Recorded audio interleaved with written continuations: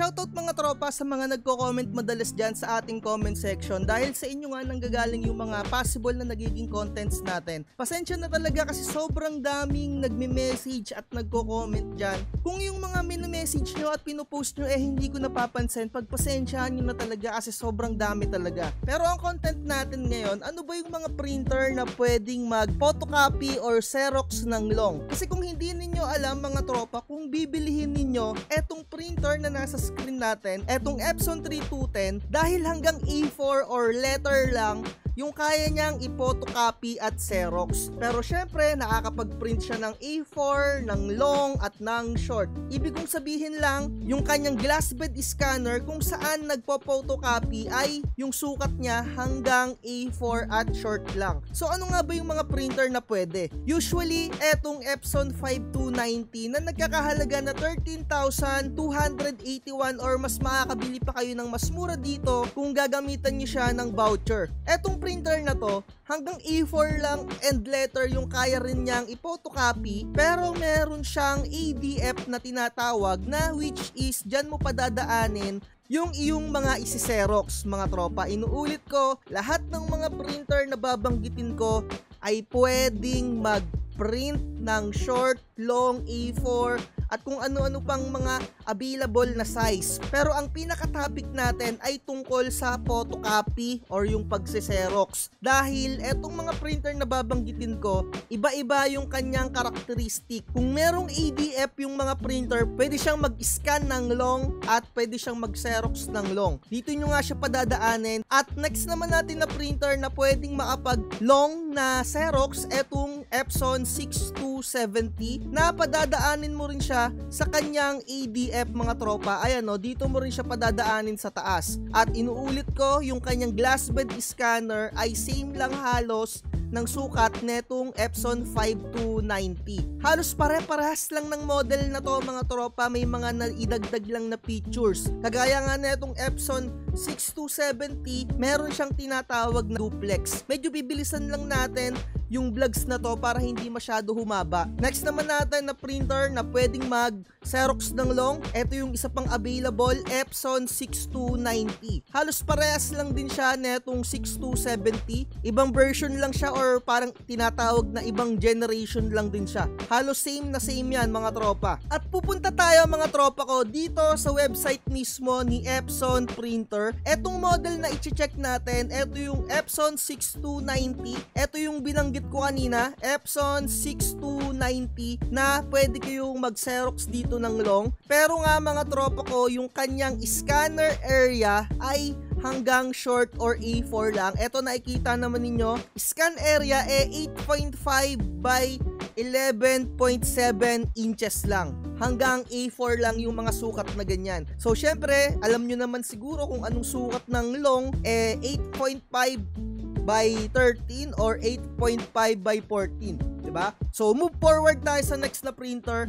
Ito naman yung Epson 6490. Pwede rin kayo dito mag-Xerox ng long dahil nga meron siyang ADF na tinatawag. Yun nga yung Automatic Document Feeder. Kumbaga dun nyo nga siya padadaanin. So napapansin nyo no, napaka-importante sa Epson na merong ADF na tinatawag or yung Automatic Document Feeder para makapag-Xerox kayo ng long.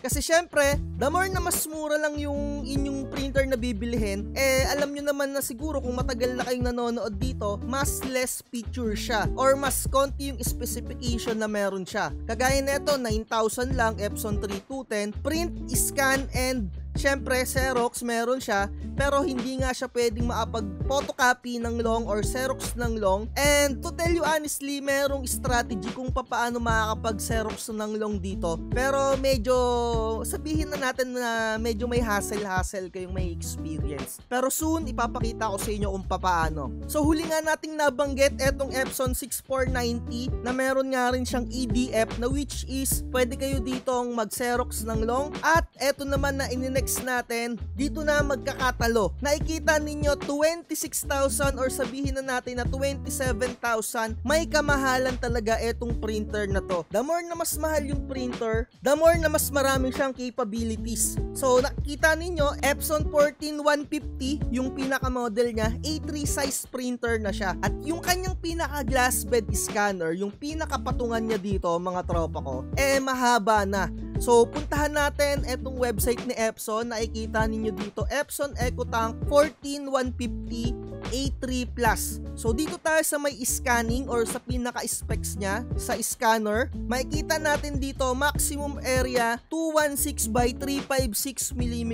At kung ikukumpara natin 216, same 216, pero dito siya nagkakatalo sa 356, and dito sa una nating printer na 6290 297mm lang siya. And kung i-convert natin mga tropa yung 356mm into inches, ang katumbas niya mga tropa ko 14 inches. Ayan, nakikita naman ninyo siguro dito sa screen natin. So ibig sabihin, etong scanner area niya or yung kanyang pinaka glass bed scanner, kayang-kaya niyang mag-xerox ng long na hindi mo na siya padadaanin dun sa kanyang ADF na tinatawag. Although may ADF pa rin siya, dito nga nakikita ninyo, 'di ba? Ayan, no, ADF specification, pero kung long yung inyong isa-xerox, pwede nyo nang hindi gamitin yung kanyang ADF function. So gagamitin nyo na lang yon kung marami kayong ipo-photocopy na sabay-sabay or marami kayong isa-xerox na sabay-sabay. Inuulit ko, dun sa ADF, pwede nyo doon i-xerox ng sunod-sunod,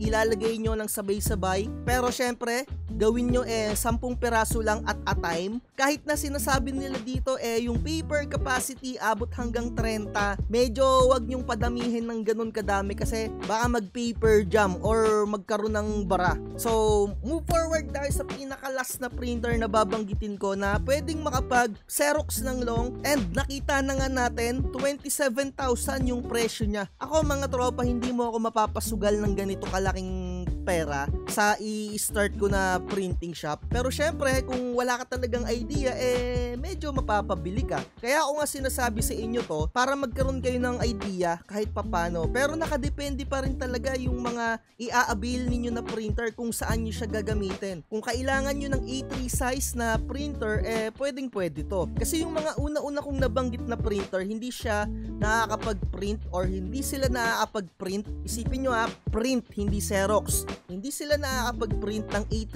size. Bukod tangi lang etong printer na to, na eto lang yung pwedeng mag-print ng mga ganyang kahaba na mga papel or media. So nakita nga natin na medyo may kamahalan siya. Eto personally, para sa akin nga lang tong sasabihin ko, hindi ako gagastos ng ganyang kalaki, pero ang i-a-avail ko kung meron akong ganyang pera, mag-a-avail na lang ako ng workforce printer, 'di ba?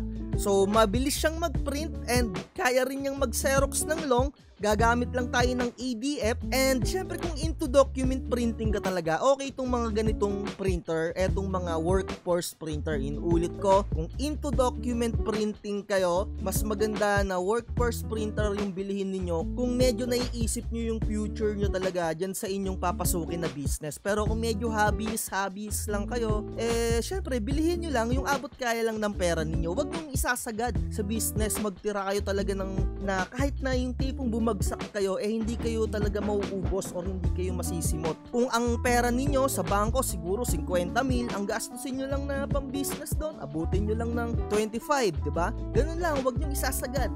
Para in case na nalugi yung business mo na yun, you learn the experience and meron ka pang 25,000 ulit, nakalahati nga ng 50,000 para mag-start ulit ng another business. And inuulit ko, yung natirang 25, kalahati lang ulit yung gastusin mo para meron ka pa ring natitira. Huwag nyong itodo ng itodo. Kung marami kayong pera, walang problema, 'di ba? Kung kayang-kaya nyong sumugal. Dito sa channel natin, mas itinuturo ko sa inyo na magtipid kayo ng magtipid para syempre yung mga hard-earned money ninyo mas marami pa kayong mabili. Kaya nga binabanggit natin palagi yung mga presyo para para hindi kayo nauuto ng mga kung sino-sinong Poncio Pilato dyan. And nakikita nyo naman yung mga price neto, the more na tumataas yung mga value ng mga model or yung mga number niya, the more na mas tumataas din yung presyo niya. Ito no, 17,000, 6,290, 18,000, and etong 6,490, 22,000, and etong Epson 14150 na yung kanyang pinaka glass bed scanner,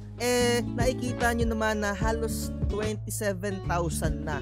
And etong pinakalas, kung talagang sobrang dami yung pera na into business talaga kayo, I highly suggest etong mga workforce printer kesa dito sa mga una kong nabanggit na mga printer. Talagang iba to, talagang mas mabilis silang magpipe-print. So ayun lang, at least you learn a thing or two na mga idea. Ibig ko sabihin na sana meron kayong kahit papanong idea na nakuha sa akin or mga kahit anong details, diba? Na yung mga printer na pwedeng pang Xerox, yung mga long size. Kasi nga yung mga printer na mga ordinary or yung mga normal na ganito, yung mga medyo mumurahin, alam nyo yun, meron silang mga limitasyon sa kaya nilang i-provide para sa inyo. And siguro dito na natin tapusin yung vlogs natin.